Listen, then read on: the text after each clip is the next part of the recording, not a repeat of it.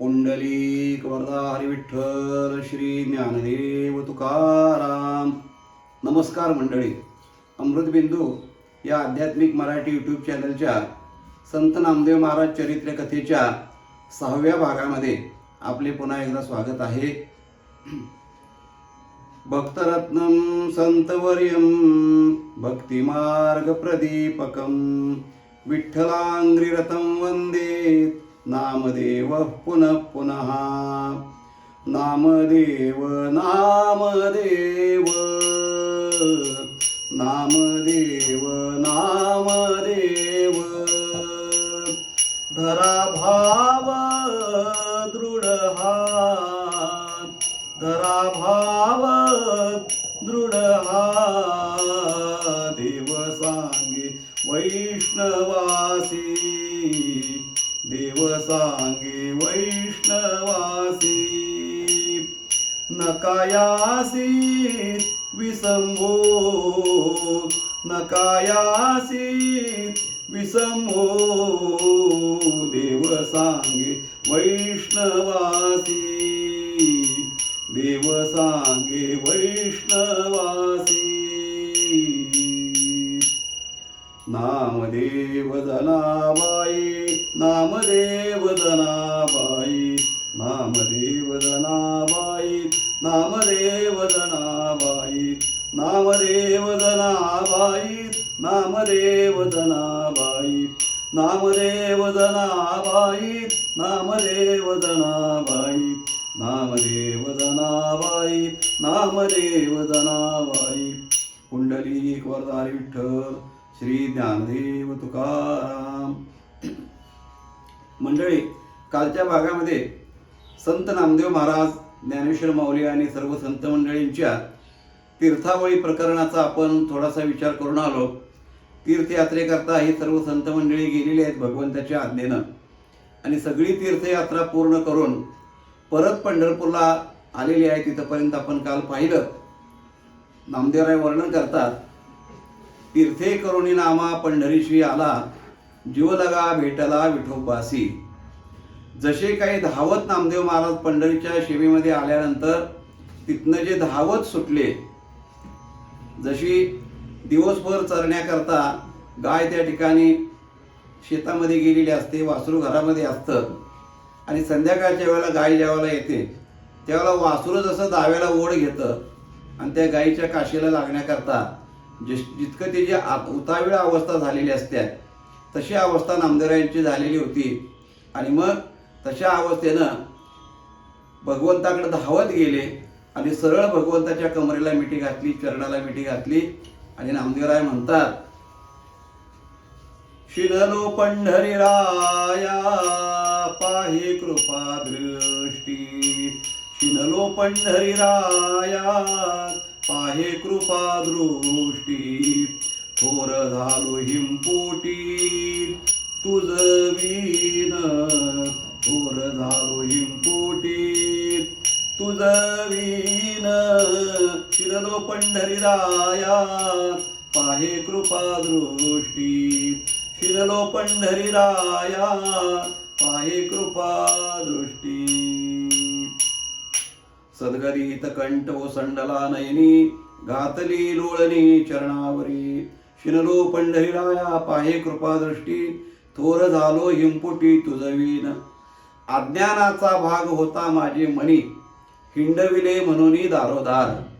नामदेव महाराज म्हणतात, देवा मला तू फिरायला एवढं का लावलंस अनवाने बिनकामाचं.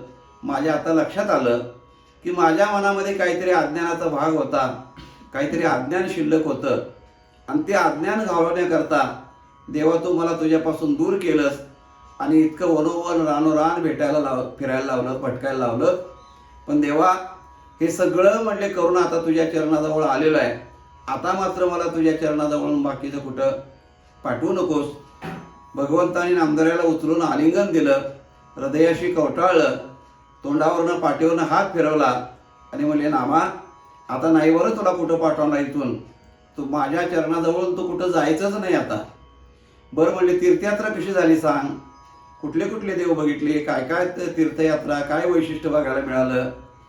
नामदेव महाराज म्हणतात, कशाची तीर्थयात्रा, कशाचे देव आणि कशाचं वैशिष्ट्य, मला कुठल्याच देवाचं काय वाटलं नाही म्हणले. माझं फक्त मन एकच विचार करत होतं की विटेवरती उभा असणारा, कमरेवरती हात ठेवलेला, तुळशीचे हार गळ्यामध्ये असणारा, मकर कुंडल कानामध्ये असणारा, किरीट असणारा, हृदयावरती श्रीवत्सलांचन असणारा असा देव कुठं बघायला मिळतोय का, हेच माझे डोळे बघत होते. आणि माझं कान भजन ऐकण्यासाठी अतृप्त झाले होते. हे कुठं भजन ऐकायला मिळालं नाही, कुठं तुझ्यासारखं रूप बघायला मिळालं नाही, कुठं त्या ठिकाणी वैष्णवांचा वारकऱ्यांचा समुदाय बघायला मिळाला नाही, चंद्रभागेसारखं पवित्र पावन तीर्थ कुठं बघायला मिळालं नाही. म्हणून देवा, खरं म्हणलं तर मी त्याला देव म्हटलं नाही आणि मनापासून नमस्कारही केला नाही. अशा प्रकारे कसं तरी तुझी आज्ञा म्हणून तीर्थयात्रा करून आलो. अशा प्रकारे नामदेवरायांचा देवांचा संवाद झाला. तोपर्यंत सगळी भक्त मंडळी त्या ठिकाणी जमा झालेली आहेत. सगळ्यांनी मोठ्या आनंदानं जल्लोष केला, मोठ्या उत्साहानं भजन वगैरे केलं. आणि मग नामदेव महाराज पंढरीरायासोबत आत महालामध्ये आईसाहेबांच्या, रुक्मिणी आईसाहेबांच्या महालामध्ये गेलेले आहेत. आणि गेल्यानंतर रुक्मिणी आईसाहेबांनी सुद्धा नामदेवरायाचं खूप कौतुक केलं, खूप कौतुक केलं. आणि मग रुक्मिणी आईसाहेब देवाला म्हणतात की देवा, पोरगा आपलं एवढी तीर्थयात्रा करून आलंय, एवढा आणखी पूर्ण भारत भ्रमण तीर्थयात्रा करून आलेला आहे, त्याचं काहीतरी करायला पाहिजे का नको, म्हणजे सोहळा करायला पाहिजे. देव म्हणजे सोहळा कसला करायचा. आईसाहेब म्हणतात, तुम्हाला काही कळतच नाही. हे प्रत्येक स्त्रीचं, प्रत्येक नवऱ्याकरता हेच असणारं वाक्य असतंय, तुम्हाला काही कळत नाही. देव म्हटलं का कळायचं काय, त्यात काय करायचं, तुझं काय म्हणणं आहे.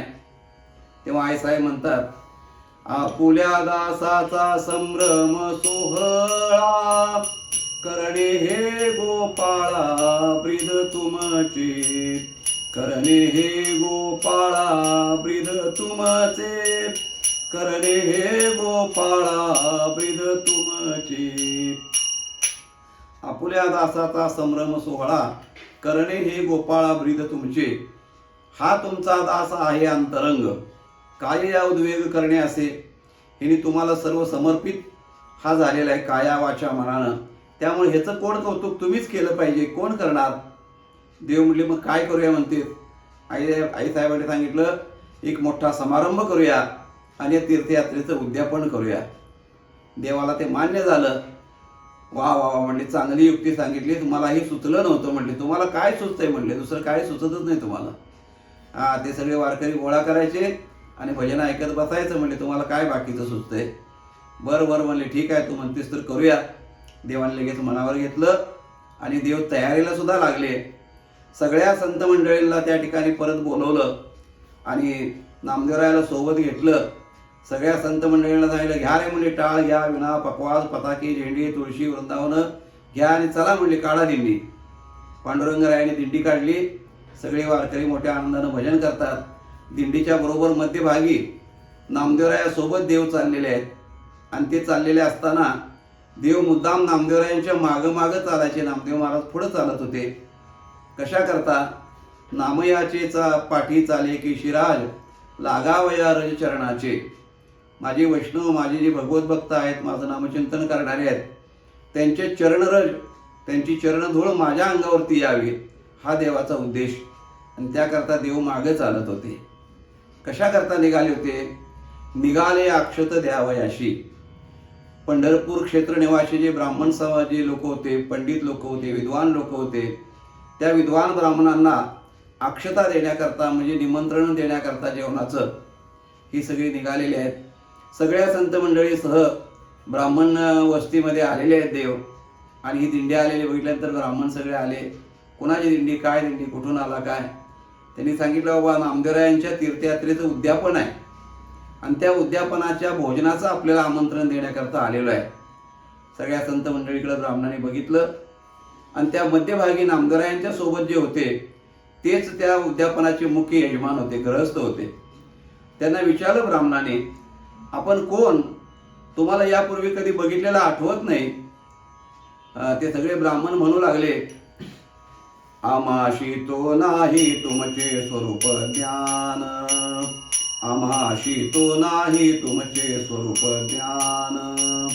अपूर्व दर्शन देखिले आजी, अपूर्व दर्शन देखिले आजी. आम्हाशी तो नाही तुमचे स्वरूप ज्ञान, तुमची काही ओळख नाही बाबा आम्हाला, आज अपूर्व तुम्हाला मी पहिल्यांदा बघतोय आम्ही.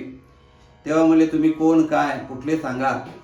तेव्हा भगवंत हसले मनामध्ये, एवढं माझ्या क्षेत्रामध्ये राहून मला हे ओळखत नाही. म्हणले ज्ञानाच्या अहंकारानं या ठिकाणी यांच्या डोळ्यावरती पडदा आलेला आहे. देव हसले आणि देवाने सांगितलं, अहो माझं नाव अनंत शास्त्री आहे, मी अनंत शास्त्री म्हणले. आणि तुम्ही कुठं राहता असं विचाराल तर माझं बिढार म्हणले पंढरीच्या रावळामध्ये आहे. बिढार तरी असे रावळा भितरी. येण्याचं निमित्त काय नाही म्हणले, आमचे नामदेव महाराज त्या ठिकाणी तीर्थयात्रा सगळे संत मंडळी सह करून आलेले आहेत, त्याचं उद्यापनासाठी तुम्हाला बोलवण्यासाठी आलेलं आहे. उद्या दुपारी बरोबर 11 वाजता आपण सगळ्यांनी जेवायला यायचं आहे.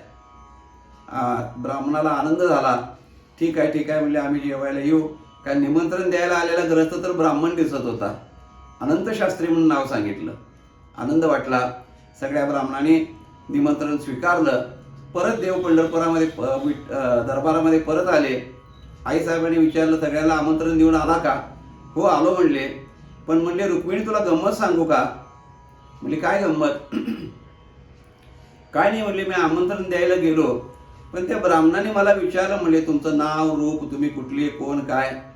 बरं मग देव म्हणले मी त्यांना माझी खूण सांगितली. नाम तरी अनंत दाविला संकेत, परी नेघे त्यांचे चित्त आठवण.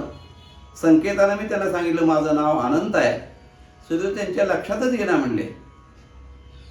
मी मैत्र नामयाचा, मी नामदेवाचा परम जीवलग मित्र आहे असं सांगितलं तरी त्यांच्या लक्षात येणार.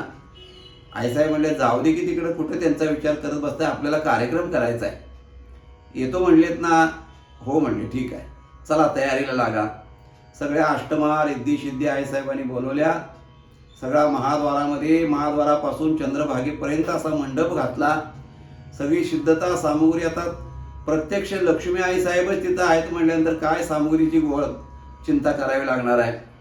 म्हणत ते सगळं डोंगरासारखं येऊन पडलं तिथं सगळं सामान. तयारी सगळी झाली. पहाटे लवकर उठून स्वयंपाकाला घातला आचार्याने. षड्रश पूर्ण अन्नाचा, पंचपक्वान्नाचा नैवेद्य, चतुर्विध अन्न सगळी तयार करून शिजवून तयार झाले. आणि मग नामदेवरायांनी पांडुरंगाचं दर्शन घेतलं. आणि मग तोपर्यंत हे सगळं आवरस्तो सकाळी जे काही विधी करण्याकरता ब्राह्मण सांगितलेले होते ते ब्राह्मण आलेले आहेत. आणि मग नामदेवरायाला भगवंतानी पहिल्यांदा मंगलमार्जन नामया ते करविले, मग आरंभिले पुण्याह वाचन. मंगलमार्जन म्हणजे मंगल स्नान नामदेवरायांना करवलं. उत्तम वस्त्र त्यांच्या अंगावरती आहेर देवानी केला. आणि मग त्यांना ते पुण्याह वाचन म्हणजे होम विधी जो काही करायचा असतो उद्यापनाचा, पूजा वगैरे ते करण्याकरता बसवलं. प्रत्यक्ष देवानी त्या ठिकाणी सगळा पुढाकार घेऊन नामदेवरायांच्या हस्ते तीर्थयात्रेच्या उद्यापनाचा जो पूजा विधी आहे, पुण्याह वाचन वगैरे विधी, हा सगळा विधी केला. तोपर्यंत सगळे ब्राह्मण जेवायला सांगितलेले होते ते सगळे आलेले आहेत. सगळी संत मंडळी आलेली आहेत. भजनाचा, वेदमंत्राचा घोष चाललेला आहे नुसता, सगळा आनंदी आनंद. आणि अशा याच्यामध्ये सगळी सिद्धता झालेली आहे. म्हणजे आता जेवणाला वेळ नको, बसा जेवायला. मग सगळ्या म्हणजे पहिल्यांदा ब्राह्मणांच्या पंक्ती, सगळे ब्राह्मण पंक्तीला बसवलेले आहेत. आणि सगळ्या अष्टमा सिद्धी, सगळ्या रुक्मिणी आईसाहेबांच्या दाशी ह्या सगळं वाढपाचं काम करतात. चंदनाचे पाट आहेत सगळ्यांना, सुवर्णाची ताटं आहेत. सगळे काय ते वैभव अवर्णनीय अशा प्रकारचं सगळ्या प्रकारचे पदार्थ ताटामध्ये वाढून झालेले आहेत. आणि मग आता उदबत्ती ओवाळून संकल्प सोडायचा. देवानी नामदेवरायाला पुढं बोलवलं. नामदेवराय त्या ठिकाणी अगदी स्वतःच्या तल्लीन अवस्थेमध्ये होते, त्यांना कशाचंच भान नव्हतं. नामदेवरायांनी सावध केलं देवानी नामदेवरायाला आणि पुढं बोलवलं. आणि नामदेवरायांच्या हातून संकल्प सोडायला लावला. म्हणजे सोडा संकल्प म्हणजे जेवणाचा. संकल्प सोडला आणि सगळ्या ब्राह्मणांना नमस्कार करायला लावला नामदेवरायाला देवानी. स्वतः त्या ठिकाणी देवनं प्रत्येक ब्राह्मणाला नमस्कार करतात आणि प्रत्येकाला सांगू लागले की म्हणजे आज नामयाच्या प्रसंगी घडली सेवा, तुमची सेवा करण्याचा आज योग आला. नामदेवाच्या निमित्तानं तुमची सेवा घडली. शिस्तीत घ्या बरं का, व्यवस्थित जेवा, लागेल ते मागून घ्या. नको असेल ते ताटावर सोडा, काय अडचण नाही, पोटभर जेवा, येतास्तीच देवा, आणि माझ्या नामदेवाला तेवढा आशीर्वाद द्या. माझ्या सांभाळावी नामयाशी, माझ्या नाम्याचा तेवढा सांभाळ करा, त्याच्यावर कृपादृष्टी असू द्या, त्याच्यावर लक्ष असू द्या. अशा प्रकारची देवी विनंती करायला लागले. सगळ्या ब्राह्मणाला मोठा आनंद झाला. आनंदानं अगदी यथोचित परिपूर्ण अशा प्रेमानं सगळेजण जेवले. जेवल्यानंतर मंत्राक्षता ब्राह्मणाने त्या ठिकाणी देवाच्या हातामध्ये दिल्या आणि ह्या मंत्राक्षता घ्या म्हणले. देवाने त्या मंत्राक्षता घेतल्या. कशा करता तर पूजाविधी झाल्यानंतर ब्राह्मणाने मंत्राक्षता द्यायच्या असतात यजमानाला, आणि त्या मंत्राक्षता ज्या आहेत त्या घरात सर्वत्र त्या ठिकाणी विखुरायच्या असतात. आपल्या पैशाचं जे काही ठेवण्याचं ठिकाण असेल, धान्य ठेवण्याचं ठिकाण असेल, तिथं समृद्धी यावी, भरभराट व्हावी म्हणून त्या मंत्राक्षता टाकल्या जातात. त्या मंत्राक्षता घेतल्या आणि भगवंताने त्या सगळ्या मंत्राक्षता घेऊन नामदेवरायांच्या मस्तकावर घातल्या. अशा तऱ्हेने हा सगळा भोजनविधी यथास्थित पार पडला. ब्राह्मण आनंदाने जेवले आणि मग भगवंतांनी दक्षिणा, भरपूर अशा प्रकारचे सुवर्ण दक्षिणा, विडे, सगळ्यांना सन्मानाची विडे मानाप्रमाणे आहे सर्वांना दिलं. आणि भगवंत म्हणतात की आता तुम्ही निवांत थोड्या वेळ आराम करा, बसा आणि तुमचे आशीर्वाद आम्हाला द्या. तेव्हा ब्राह्मण म्हटले, आता आम्ही निवांत बसतो, तुम्हीच तुमच्या सगळ्या संत मंडळींच्या सह आता भोजन करून घ्या, तोपर्यंत आम्ही निवांत बसतो. असं म्हणून ब्राह्मणांचा यथोचित सन्मान करून पुन्हा पंढरीराय सगळ्या संत महात्म्यांच्याकडे वळले आणि सगळ्यांना सांगितले, चला आपण आता सगळीजण पंक्तीला बसूया. सगळ्या संतांच्या पंक्ती बसलेल्या आहेत. वाढपाचं काम सगळ्या आईसाहेब, रिद्धी-सिद्धी, दाशी सगळे करतायत. आणि मग परंतु नामदेव महाराज त्यावेळेला पूर्णपणे समाधी अवस्थेमध्ये होते. हे काय चाललंय हा सगळा समारंभ त्याच्यापासून ते पूर्ण अनविज्ञ होते. भगवंत जवळ गेले, नामदेवरायाच्या मस्तकावर हात ठेवला, नामदेवरायाला देहभावावरती आणलं आणि नामदेवरायाला हाताला धरून भगवंतानी आणून ताटावरती बसवलेला आहे. आणि ताटावरती बसवल्यानंतर भगवंत नामदेवाला बोलतात, खूप शिरलास तू, खूप फिरलास, खूप त्रास झाला, हे सगळं तुला सोसावं लागलं. ज्ञानोबरायांनी आग्रह केला म्हणून तुला मी पाठवलं होतं. वास्तविक माझी इच्छा नव्हती, परंतु खूप क्षीण झाला. आता पोटभर व्यवस्थित जेव, आता तुला कोणत्याही प्रकारे दुःख होईल अशी गोष्ट आता घडणार नाही, असं नामदेवरायाची समजूत काढतात. आणि परंतु नामदेव महाराज काही भानावर येत नव्हते. भगवंतानी स्वतःच्या हाताने नामदेवरायांच्या त्या ठिकाणी घास मुखामध्ये घालावा.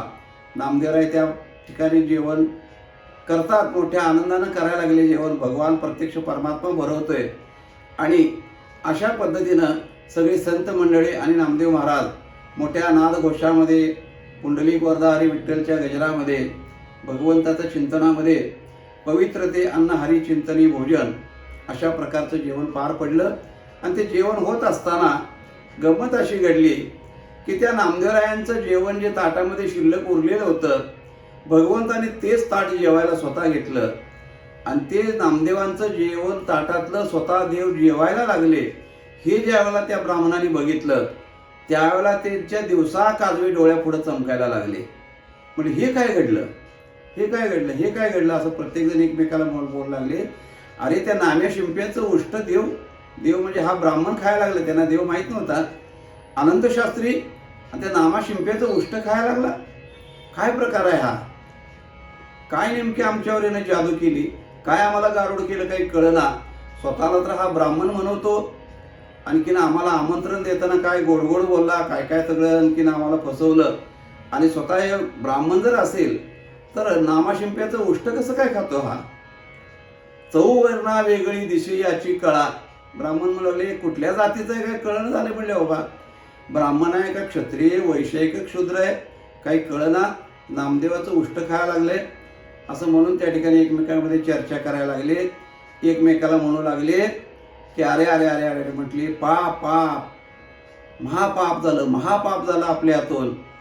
म्हटले आपण अशा या भ्रष्ट माणसाचं जेवण केलं, जेवलो आपण, आपल्याला आता म्हणजे फार मोठा दोष लागलेला आहे, काय करूया आता या दोषाकरता. विचार करू लागले. एक जण म्हणले आता प्रायश्चित्त घेतलं पाहिजे. तो दुसरा जण म्हणू लागला, अरे म्हणजे प्रायश्चित्त कशाला घेता, आपण त्यालाच आता वाळीत टाकूया म्हणले, परत त्यांचा संपर्क करायचा नाही असं म्हणू लागले. आणि सगळे असा गलबल गलबल गलबल सगळा कलकलाट सुरू झाला त्या ब्राह्मणांचा. आणि इकडे सगळे संत मंडळी जेवण करून तृप्त होऊन उठलेले आहेत. देवांचं लक्ष गेलं त्या बसलेल्या बैठकीमध्ये ब्राह्मणांच्याकडं. म्हणजे यांच्यात काय कालवा चाललाय म्हणून देव गेले, साष्टांग नमस्कार केला. म्हणले, भूदेव, काय शंका तुमच्या मनात आहे, काय तुम्हाला समस्या निर्माण झाली, अशी तुम्ही उद्विग्न का दिसता, काय कुजबूज चाललेली एकमेकात. तेव्हा त्या ब्राह्मणाने धाडस करून सांगितलं, म्हणजे तुम्ही अनंत शास्त्री म्हणून नाव आम्हाला सांगितलं, रावळामध्ये बिरार आहे म्हणून सांगितलं, आणि तुमच्या विश्वासाला आणखीन शब्दावर विश्वास ठेवून आम्ही आलो, परंतु म्हणले हे कर्म तुमचं सगळं जगावेगळंच आहे. तुम्ही त्या नामाशिंप्याचं उष्ट खाल्लं, हे म्हणले कुठं तुम्हाला शोभतंय म्हणले कर्म. तेव्हा देव म्हटले बघा, ह्याच्यात माझी काही चूक नाही. मी ज्या वेळेला तुम्हाला आमंत्रण द्यायला आलेलो होतो त्याच वेळेला तुम्हाला सांगितलं होतं की नामदेवरायांच्या उद्यापनाचं हे जेवण आहे. एक दुसरी गोष्ट तुम्हाला सांगितली होती की मी नामयाचा जीवलग अंतरंग मित्र आहे. 2 आणि तिसरी गोष्ट, तुम्हाला ज्यावेळेला मी विनंती करत होतो त्यावेळेला नामयाच्या प्रसंगी घडलेली सेवा ह्याचाही खुलासा मी केलेला होता. आणि तुम्ही ज्या मंत्राक्षता दिल्या त्या मी नामदेवाच्या माथ्यावर टाकल्या हेही तुम्ही बघितलं. परंतु म्हणले इतकं सगळा संकेत दाखवून सुद्धा तुम्ही त्या ठिकाणी अगोदर जेवायला बसायच्या आधी विचार केला का या गोष्टीचा. भगवान प्रश्न विचारतात, ते वेळी नाही केली विचारणा, ते वेळी नाही केली विचारणा, अधिकार अन्ना आहे की नाही. त्यावेळेला विचार केला का हे जेवण खाण्याचा आपल्याला अधिकार आहे का नाही, असा विचार केला नाही. चांगले जेवला म्हणले, चांगले तृप्त होईपर्यंत आनंदानं अगदी ढेकर तृप्तीचे दिले, आणि आता तुम्ही ह्या गोष्टीचा विचार करताय म्हणजे हे कसं काय. तेव्हा ब्राह्मण निरुत्तर झाले, काय बोलता येईना त्यांना. पण भगवंतालाच पुन्हा त्यांची दया आली. म्हणजे हे भूदेव आहेत, आपण यांना पूज्य मानतो, तेव्हा आता यांचं काय म्हणणं आहे ते ऐकून घ्यावं. पुन्हा भगवंताने थोडीशी माघार घेतली आणि म्हणले, बरं आता तुमचं काय म्हणणं आहे तेवढं सांगा. तेव्हा ते ब्राह्मण काही जण त्यातले विद्वान होते ते सांगू लागले, हे सगळं तुम्ही जे कर्म केलं म्हणजे ते का हलक्या जातीचा असणारा, त्याचं तुम्ही त्याच्या ताटातलं उष्ट खाल्लं आणि तुम्ही ब्राह्मण म्हणून घेताय, हे तुम्हाला शोभत नाही. ब्राह्मणाने आपला धर्म पाळला पाहिजे, क्षत्रियाने आपला धर्म पाळला पाहिजे, वैश्य शूद्राने आपला धर्म पाळला पाहिजे. तुम्ही धर्मसंकर करा लागलाय, वर्णसंकर करा लागलाय, हे अयोग्य आहे. देव म्हटले, माझ्या ठिकाणी धर्मसंकरही नाही आणि वर्णसंकरही नाही, मी सगळ्याच्या वेगळा आहे. पण हे बोलणं त्यांना काही कळालं नाही. त्यांनी सांगितलं, देव म्हटले मग आता काय करायचं. आता म्हणजे प्रायश्चित्त घ्यायचं. चला म्हणजे काय प्रायश्चित्त घ्यायचं. मग सगळे ब्राह्मण, सगळी संत मंडळी, सगळ्या संत मंडळीसह भगवान परमात्मा चंद्रभागेच्या तीरावरती आलेले आहेत. आणि तिथं गेल्यानंतर काही वेदोक्त असणारे विद्वान ब्राह्मण, काही सगळे शास्त्र जाणणारे, त्या ब्राह्मणाने पांडुरंगरायाला प्रयोग केला, शास्त्रप्रयोग केला. म्हणजे गोमय म्हणजे गाईचं शेण, माती, गोमूत्र, दूध, तूप हे असे पदार्थ घालून त्याला पंचगव्य म्हणतात. ते पंचगव्य तयार केलं. देवाच्या अंगाला सर्वत्र ते पंचगव्य लावलं. मंत्रयुक्त अशा प्रकारचे चंद्रभागेचं स्नान घातलं देवाला. आणि मग पवित्र वस्त्र अंगावरती नेसून मग त्या ठिकाणी म्हणले, हा म्हणले तुम्ही आता पवित्र झाला, म्हणले आता तुमचा दोष गेला. देव मनातल्या मनात हसायला लागले, काय चाललंय म्हणले, जग कुठं चाललंय, हे कुठं आहेत, काही कळलं म्हणले गंमत त्यांची. देव हसतात मनामध्ये, या सगळ्याच्या पलीकडे आहे. ज्याप्रमाणे चंद्र सूर्य डबक्यात पडलं तरी तो घाणेरडा होत नाही, आणि एखाद्या पवित्र तीर्थ सरोवरामध्ये पडला तर तो सूर्य पवित्र होतो असं नाही. तो डबक्यात असला तरी पवित्रच आहे, आणि तीर्थ सरोवरामध्ये त्याचं प्रतिबिंब तेही पवित्रच आहे. पण यांना सांगायचं कोणी. असू दे म्हणले देव, तुमचं समाधान झालं ना, आता तुम्ही खुश आहात ना, आता काही शंका नाही ना, आता फक्त एक कृपा करा की माझ्या नामाचा तेवढा सांभाळ करा, त्याला कोणता दोष देऊ नका, अशी देवाने पुन्हा विनंती केली. आणि त्याच्यानंतर परत आणखीन एकदा म्हणले, तुम्ही जेवायला या आता. ती सगळ्या मनातल्या शंका काढून टाका. पुन्हा एकदा भोजनाचा कार्यक्रम देवाने त्यांच्याकरता केला. आणि मग हा प्रसंग या ठिकाणी होत असताना भगवंतानी त्यांना त्या प्रसंगामध्ये आपलं चतुर्भुज शंखचक्र गदा पद्म असं असणारं जे काही चतुर्भुज रूप आहे ते त्यांना दाखवलं. त्यांच्या मनातली शंका सगळी फेडून टाकली आणि मग त्यांच्या लक्षात आलं की हा स्वतः प्रत्यक्ष पंढरीराय ह्या सगळ्या लीला करत होता मानवी रूपामध्ये, हे त्यांच्या लक्षात आलं. अशा तऱ्हेनं हा तीर्थावळीचा प्रसंग त्या ठिकाणी मोठ्या आनंदानं पूर्ण झालेला आहे.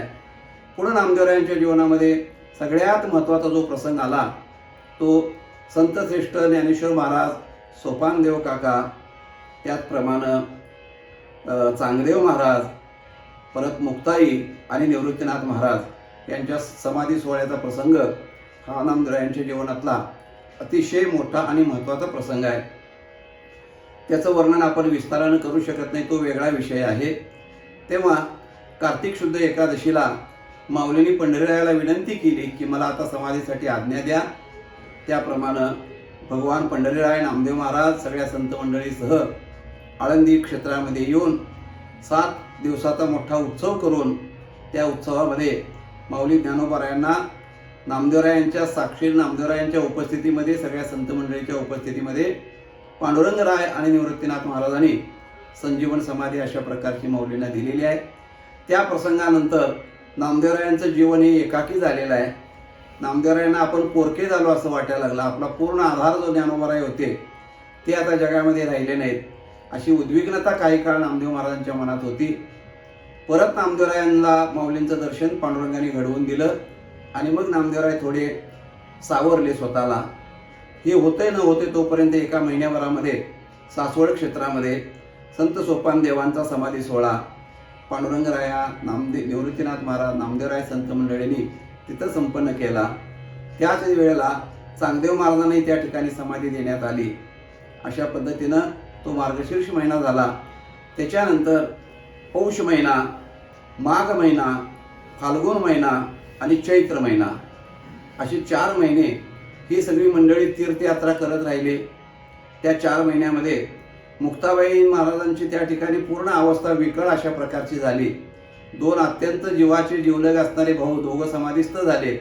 आता आपलाही अवतार समाप्तीची वेळ आलेली आहे म्हणून मुक्ताबाई विकळ होत्या.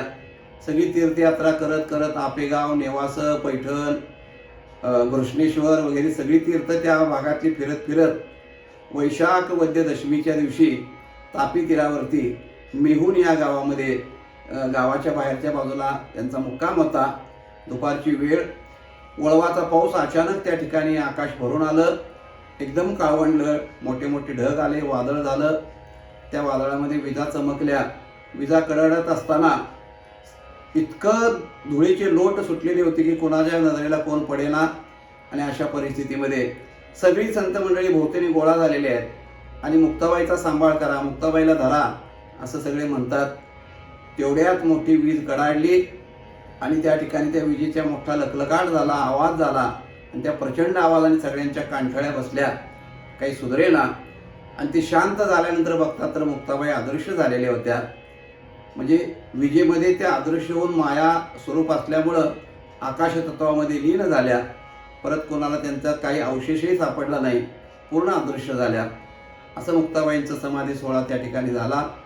त्यानंतर ज्येष्ठ वद्यामध्ये संत श्रेष्ठ निवृत्ती महाराजांना नामदेवरायांनी समाधी दिलेली आहे. असा हा सगळ्या महात्म्यांचा समाधी सोहळा करून परत आषाढीच्या वारीला नामदेव महाराज पंढरी क्षेत्रामध्ये आलेले आहेत. हा त्यांच्या जीवनातला हा सगळ्यात महत्त्वाचा आणि मोठा प्रसंग आहे. हे सगळं झाल्यानंतर पुढं नामदेव महाराजांचा नित्यक्रम चाललेला होता आणि तेवढ्यामध्ये प्रसंग असा एक घडला की नामदेवरायांच्या अत्यंत घरामध्ये दारिद्र्य, अत्यंत परिस्थिती हालाकीची, हे आपण मागं पाहिलेलंच आहे एका भागामध्ये. तेव्हा चंद्रभागेच्या काठावरती धुणं पाण्याकरता नामदेवरायांच्या गेलेल्या पत्नी राधाबाई आणि पंढरपूर क्षेत्रामध्ये परिसा भागवत नावाचे एक महान भगवत भक्त होते. ते रुक्मिणी आई साहेबांचे भक्त होते. नामदेवराय पांडुरंगाचे भक्त, परिसा भागवत आई साहेबांचे भक्त. आणि त्यांच्या भक्तीला प्रसन्न होऊन आई साहेबांनी त्यांना एक परीस दिला होता.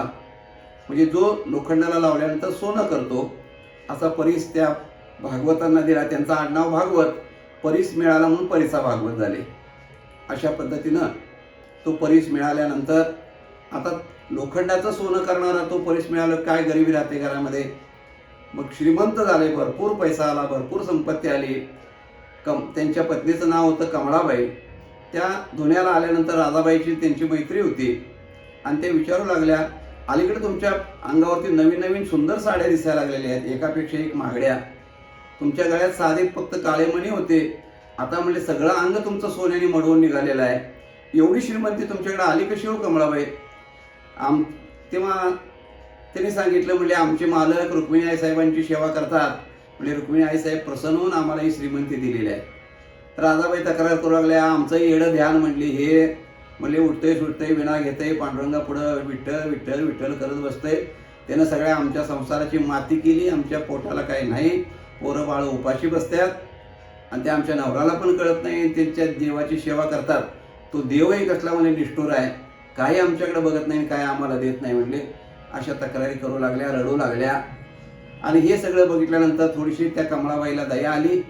ते म्हणले, हे बघा, कोणाला सांगायचं नाही, मी तुम्हाला म्हणून सांगते की म्हणले रुक्मिणी आई साहेबांनी आमच्या नवऱ्याला एक खडा दिलाय. म्हणले तो खडा असा आहे की सोनं लोखंडाला लावलं त्या खड्याला की ते सोनं होतंय, म्हणले असा खडा दिलेला आहे. माझ्या नवऱ्यानं कोणाला सांगू नको म्हणून सांगितले म्हणले, पण तुम्ही माझ्या जवळची मैत्रीण म्हणून तुम्हाला सांगते, कोणाला सांगू नका. आपल्या बायकांचा असा स्वभाव आहे की कोणाला सांगू नका म्हणत म्हणत सगळ्या गावाबरोबर पसरवतं. एक म्हण आहे, सगळ्या गावाला सांगितलं पण कोणाला सांगू नका असं परत म्हणायचं असतं. ते असं ते त्यांचा तो स्त्रियांचा असणारा स्वभाव धर्मच आहे. त्याला एक कारण आहे रामायणातलं, पण ते आता नाही सांगत बस. महाभारतातलं कारण आहे त्याला, पण आता ते इथं सांगत नाही. असो, तेव्हा अशा तऱ्हेनं मग राधाबाई मग विनंती करू लागल्या, मला एक दिवसाकरता ते देता का, तुमच्याकडचं काय आहे ते रत्न खडा? अहो म्हणले, तसं देता येत नाही. द्यावं म्हणले, तुम्ही माझ्या जवळच्या मैत्रिणी आहे, माझी परिस्थिती बघा म्हणले, अंगावर धड लुगडं नाही, पोरांच्या पोटाला अन्न नाही, काहीतरी करून तुम्हाला लगेच दिवसभरात परत देते. दया आली. म्हणली, सकाळी नवरा बाहेर गेला की तुम्हाला आणून देते, संध्याकाळी तो घरात यायच्या अगोदर माझा मला परत द्या. ठीक आहे. कमळाबाईने तो परिस आणून राधाबाईंना दिला. आता घरात लोखंडाला सोनं करायचं म्हणून लोखंड तरी पाहिजे, तेही कुठं काय नव्हतं. मग कुठंतरी गंजलेली कात्री होती, कुठं गज होता कापड मापायचा, त्या गजाला कात्रीला ते लावलं, सोनं झालं.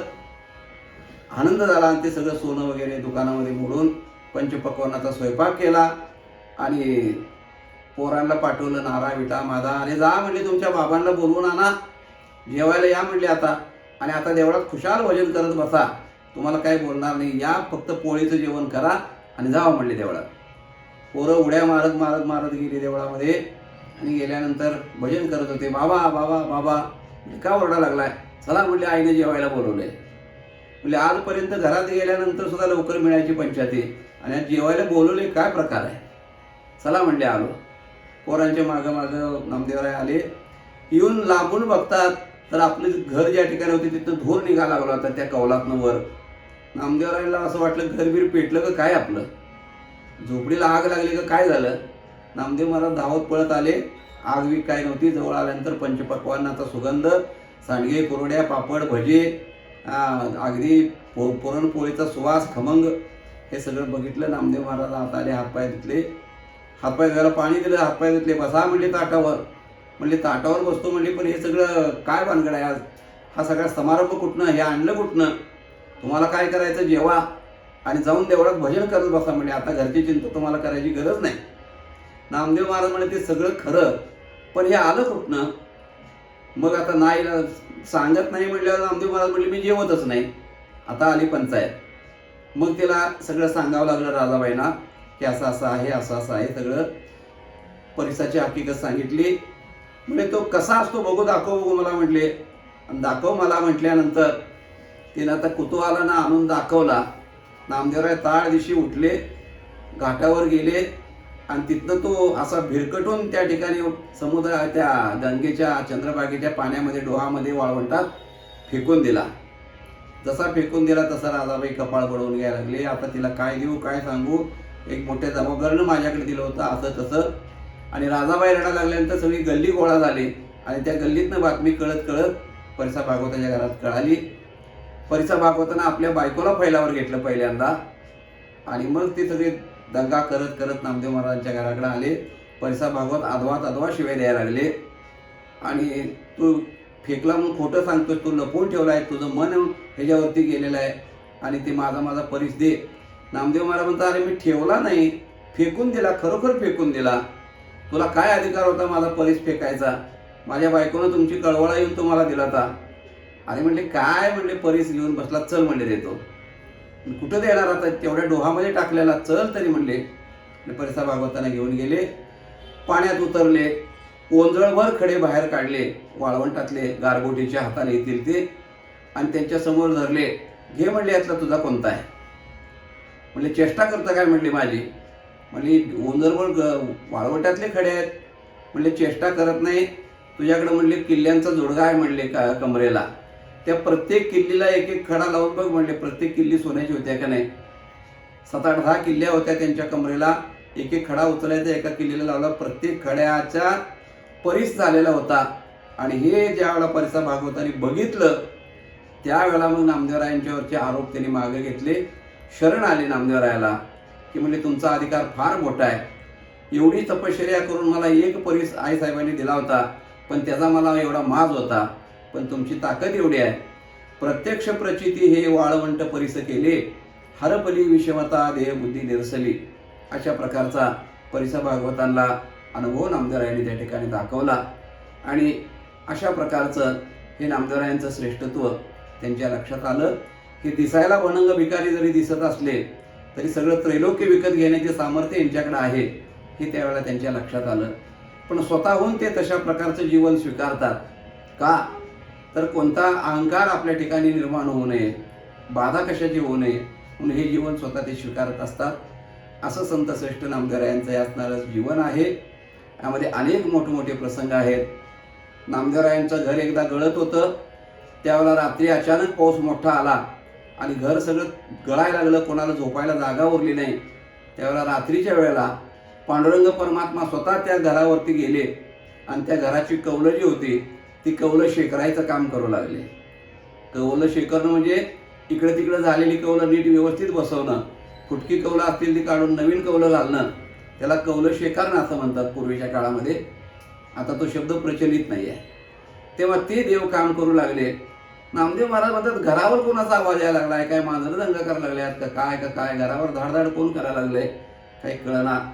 जनाबाई त्यावेळेला कशासाठी तरी उठून बाहेर आल्या झोपडीतनं आणि त्यांनी बघितलं तर नामदेवरायांच्या घरावर दिव्य प्रकाश पडलेला होता.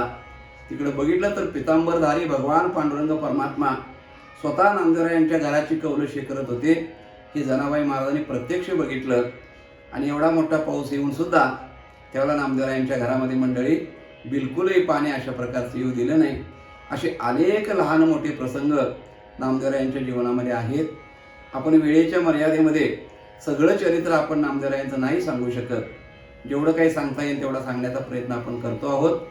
मंडळी, या कथेचा असणारा उद्या शेवटचा भाग आहे, तेव्हा उरलेलं थोडंसं चरित्र आपण उद्याच्या भागामध्ये जरूर बघूया. मंडळी, हे सगळे जे व्हिडिओ आहेत ते आपण संपूर्ण पहा, ऐका, हे आपल्याला कथा ऐकण्याचा आनंद मिळेल. तेव्हा भेटूया मंडळी पुन्हा उद्याच्या शेवटच्या भागामध्ये. तोपर्यंत नमस्कार. रामकृष्ण हरी.